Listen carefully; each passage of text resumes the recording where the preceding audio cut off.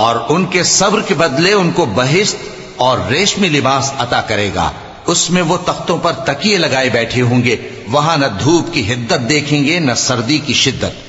ان پر درختوں کے سائے قریب ہوں گے اور میووں کے گچھے جھکے ہوئے لٹک رہے ہوں گے، اور خدام چاندی کے برتن لیے ہوئے ان کے ارد گرد پھریں گے، اور شیشے کے نہایت شفاف پیالے، اور شیشے بھی چاندی کے جو ٹھیک اندازے کے مطابق بنائے گئے ہیں.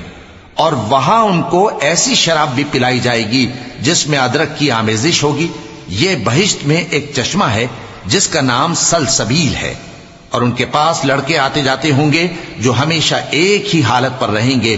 جب تم ان پر نگاہ ڈالو تو خیال کرو کہ بکھرے ہوئے موتی ہیں. پھر اگر شوہر 2 طلاقوں کے بعد تیسری طلاق عورت کو دے دے تو اس کے بعد جب تک عورت کسی دوسرے شخص سے نکاح نہ کر لے اس پہلے شوہر پر حلال نہ ہوگی. ہاں اگر دوسرا خاوند بھی طلاق دے دے اور عورت اور پہلا خاوند پھر ایک دوسرے کی طرف رجوع کر لیں تو ان پر کچھ گناہ نہیں، بشرطے کہ دونوں یقین کریں کہ اللہ کی حدوں کو قائم رکھ سکیں گے. اور یہ اللہ کی حدیں ہیں، ان کو وہ ان لوگوں کے لیے بیان فرماتا ہے جو علم رکھتے ہیں. اور تمہارے پروردگار نے فرمایا ہے کہ تم مجھ سے دعا کرو، میں تمہاری دعا قبول کروں گا. جو لوگ میری عبادت سے ازراہ تکبر کتراتے ہیں ان قریب جہنم میں ذلیل ہو کر داخل ہوں گے.